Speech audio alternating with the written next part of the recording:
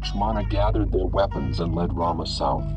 Lakshmana kept down his eyes, and soon he discovered a sharp torn piece of gold armor, then a sharp iron arrow, 8 paces long and stout as a mace, then a huge vulture wing feather crushing beneath it 2 asses who wore the faces of demons, the wreckage of a war chariot fallen in many pieces, the ground blood-soaked and raked with hooves and claws and marks not human.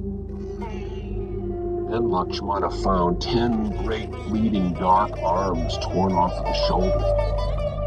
Rama looked at all this and said, "Here the Rakshasas fought each other over Sita and they tore her apart, and this is her blood all over." Lakshmana said, "These are all left arms. The hands wear costly gold rings. The Rakshasa king himself was here. Look there." They saw Jatayu. The vulture king lay on his back, barely alive. Lakshmana and Rama ran to him, and slowly Jatayu said, "Lord Rama, it was my age, my old age alone kept me from killing Ravana to save your wife." Rama said, "You have given away your life for me. Despite that, my life herself has been taken from me." They killed her. "She is alive. Sita lives," Jatayu coughed. "Not without cost did Ravana go past me on his sky chariot." Blood ran from Jatayu's beak, and he died. Rama said, "See how in every race of creatures live the brave." Rama and Lakshmana went south.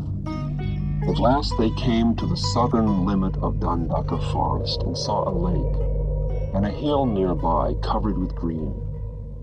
In that place lived a saintly old woman named Savari. Savari was very old, all dressed in white with long gray hair. She rose to welcome her guests, and Rama said, "I am Rama. Are you well? Do you use little food and little anger?" "I am Savari," she smiled.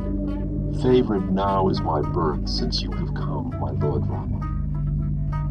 Rama asked, "Where are we?" Savari said, "Ayodhya, Prince. That hill is Rishyamukha, and over it Ravana carried Sita away through the sky." "You saw them?" "Rama, in misfortune, seek for friendship." "Where?" asked Rama. Savari replied, "In Rishyamukha live the 2 monkeys, Sugriva and Hanuman. The monkey king Vali has driven Sugriva from the cave city of Kishkindya and banished him. Vali is Sugriva's brother, yet he has separated him from his loving wife. Only Hanuman remains Sugriva's friend." "Hanuman?" Ram looked at the hill. "Who is this monkey, Hanuman?"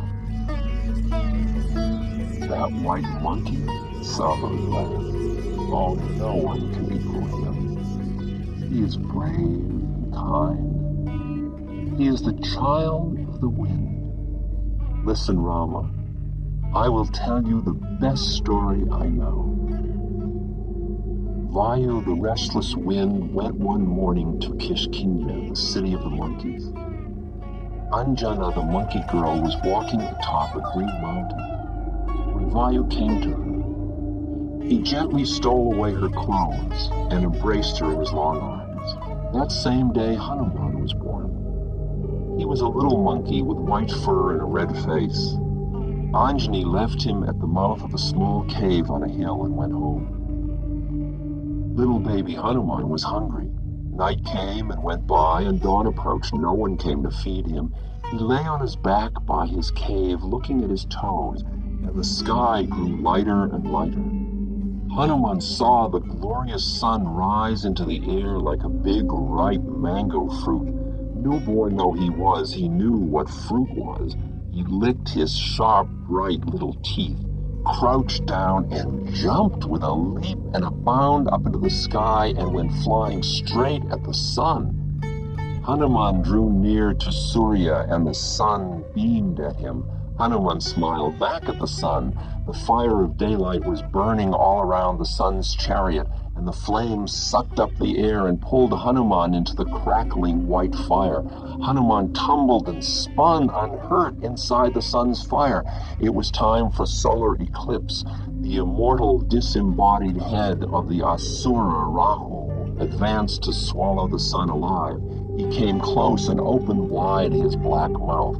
Hanuman bobbed and swirled in the updraft of the sun, fighting against the currents of air and flames. Then he came sailing out and accidentally put his foot right in Rahu's eye. Rahu went to Indra. "Another Rahu is eating the sun." "More trouble," said Indra. He got on his great white elephant, Airavata. Rahu led the way. This time Hanuman got a good look at him. Rahu was just a round head. He looked like a bigger mango than the sun did. And Hanuman jumped on him and bit his ear. Indra cried, "Stop that!"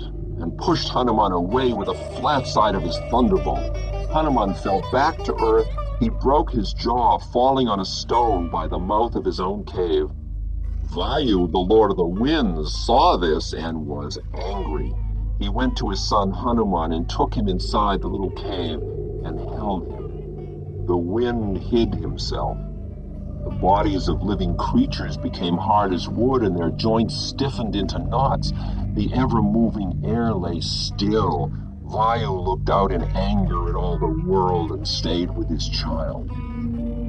Lord Brahma came to Hanuman's cave and with a touch healed his jaw. Brahma said, "Wind, you are breath. I made you for life and for life's happiness." Vayu said, "Who can go when the wind waits?" Brahma said, "Hanuman, on the lap of the wind shining white, you will live as long as you wish to live. You cannot be killed." That pleased the wind. He came out and the worlds could breathe again. Vayu carried Hanuman to Lord Shiva. Shiva taught Hanuman to change form at pleasure. Nandan the bull taught him languages. Hanuman discovered that he had been wearing golden earrings all his life without knowing it.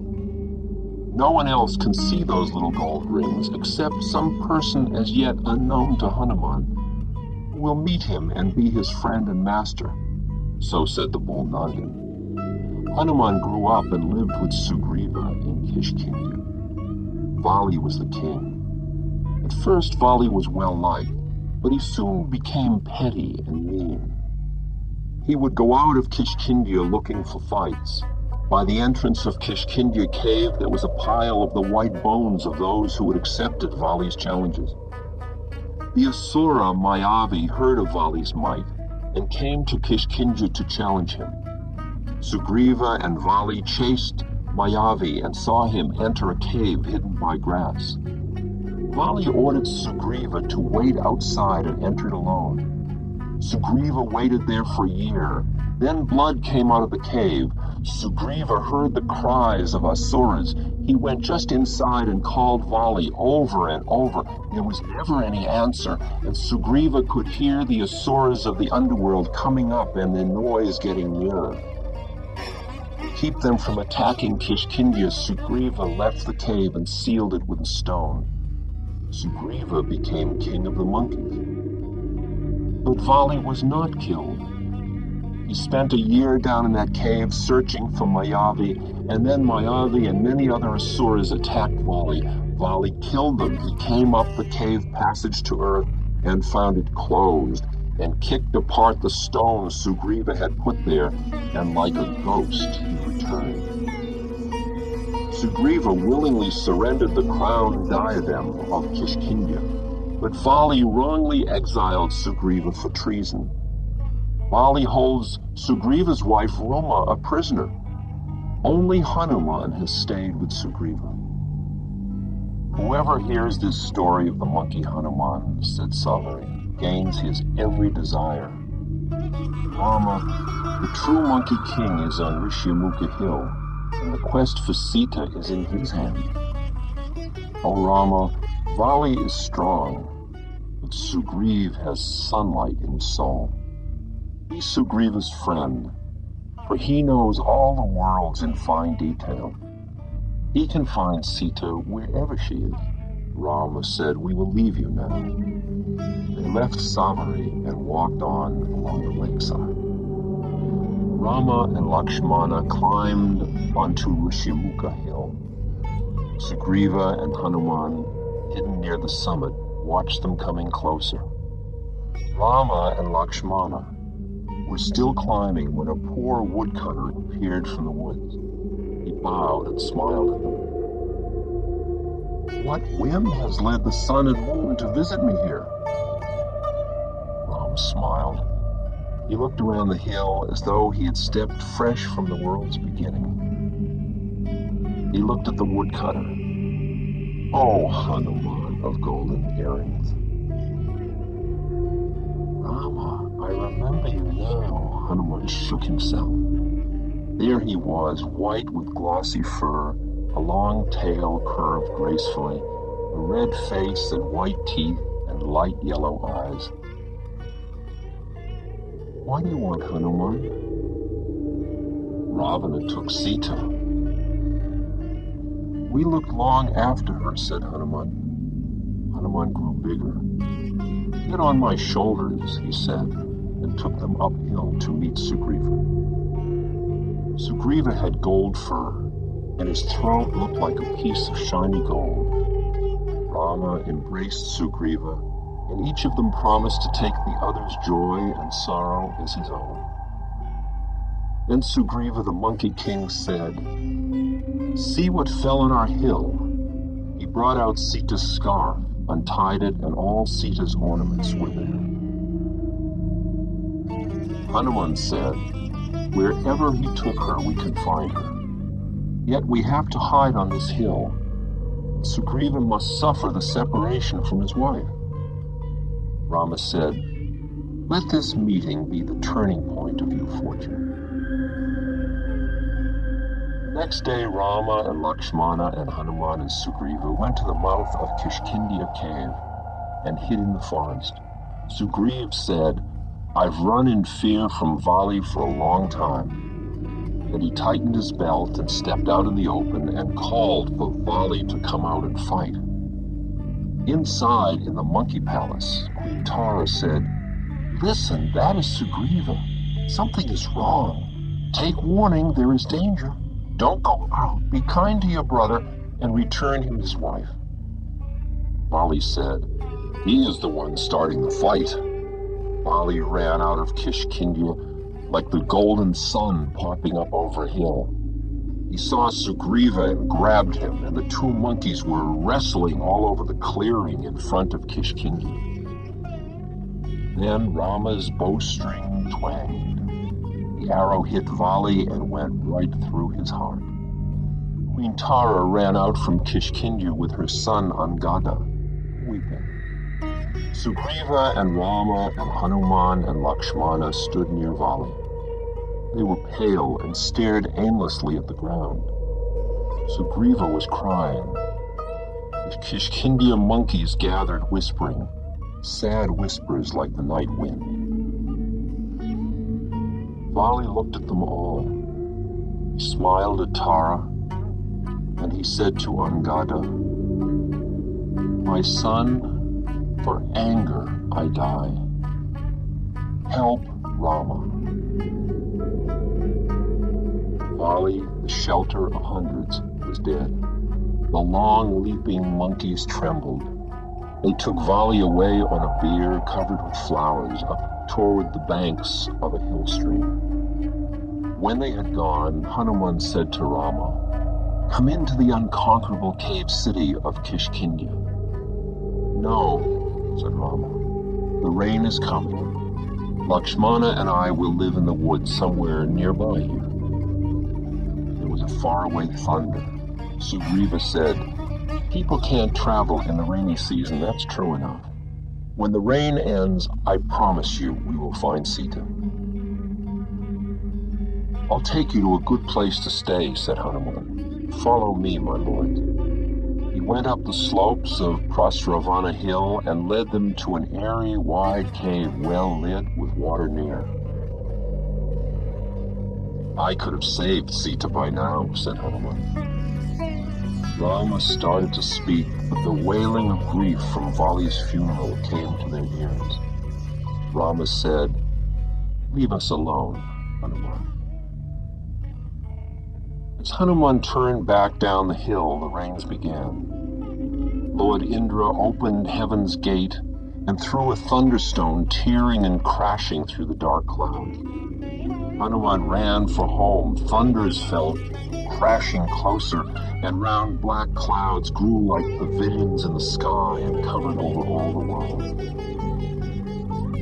Over Ravana hill, a golden lash cut into the sky, and the lightning fell and the rains were born. The earth shook, the sky broke open, and day after day all the world's water fell in an endless torrent. Then the rains relented and the wind withdrew. The wild plane trees flowered red, the autumn came and smiled at the world.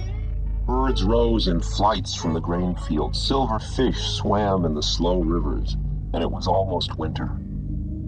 From within Kishkindia cave, Rama and Lakshmana could hear the monkeys singing and dancing to drums, and still they waited for Sugriva to come to them. "Better to act than wonder and dream," said Lakshmana. "I'll have a word with Sugriva."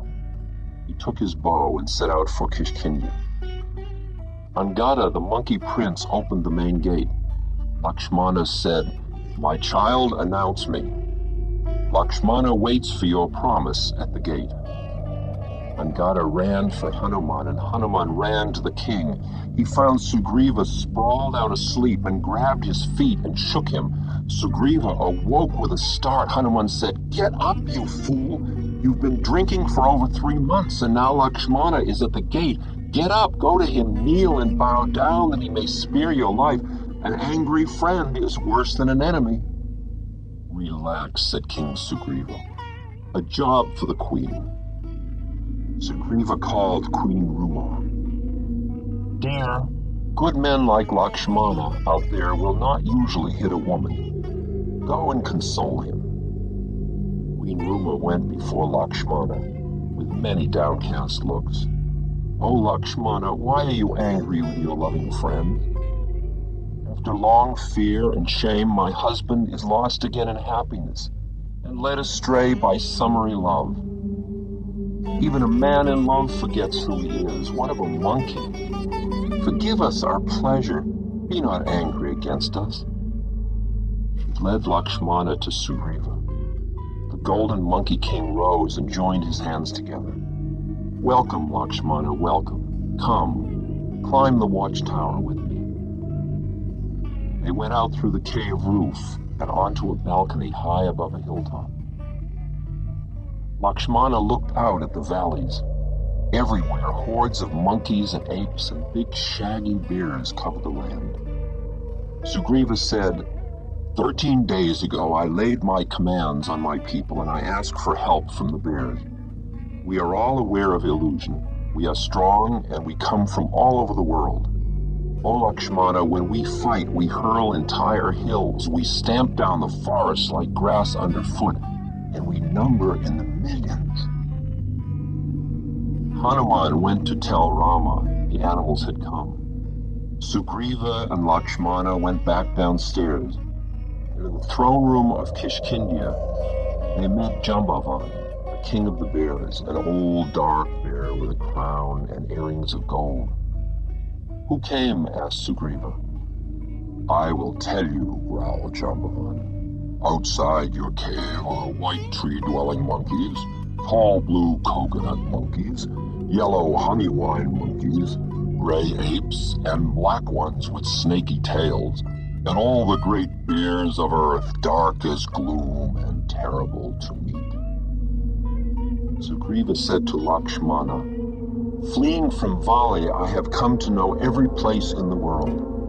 He sat on his throne and sent for the general of the east. An old gray monkey entered, moving slowly, his eyes bright and round.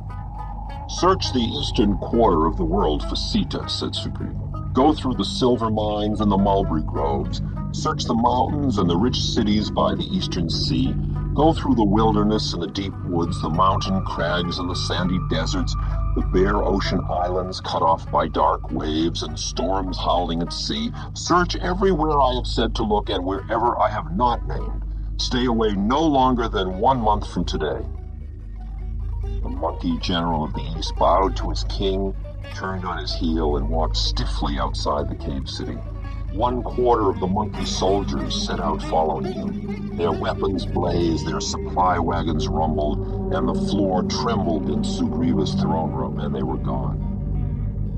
Then the red-haired monkey general of the west entered before Sugriva, fell to his knees with a crash of bronze armor, and cried, "Victory to the king!" Sugriva said, "Explore the west for Sita. Follow the cool forest streams, search the wide western kingdoms and empires, the hot plateaus and tablelands. Where the Sindhu River falls into the western sea is the Hill of the Moon, with 100 crests and 10,000 ridges lost in the sky. Westward of that hill begin the golden flower trees that led up Sunset Hill. You can go this far, but do not go beyond, where the sun and moon are put out and nothing can ever be seen. Look wherever you might expect to find Sita, and wherever you think that she could never be. Return here to me within a month." "Jaya Sugriva, Jaya Maharaja, Jaya!" The general from the west touched his hands together in a salute and left the room. The white-furred bear general of the north gracefully entered and knelt to the monkey king. "May you be pleased to command me, Lord." "Survey for me the northern quarter of the world," said Sugriva. "Go into the forests of the bird tribes and the foothills, and cross the hair-raising, lifeless desert beyond. Examine the passes and the sloping sides of the icy Himalaya. Search the treeless hills of the horse-faced men. Go on, if you can, to the North Sea, whose waters are black, where darkness blots the air, fire will not burn, and time is lost in eternity. Turn back quickly from that fearful northern border of the world, and let not more than a full month pass before you return." The bear general of the north touched his sword hilt and said, "Yes." He rose and left the room, and Sugriva said, "Bring me Hanuman." Hanuman came in with Rama, padded over barefoot to the middle of the floor, and sat down. Sugriva said, "We saw Ravana fly south. Lanka is south. I make Prince Angada leader. O Rama, Hanuman, the son of the wind, will surely find Sita. Stay here with me until they return."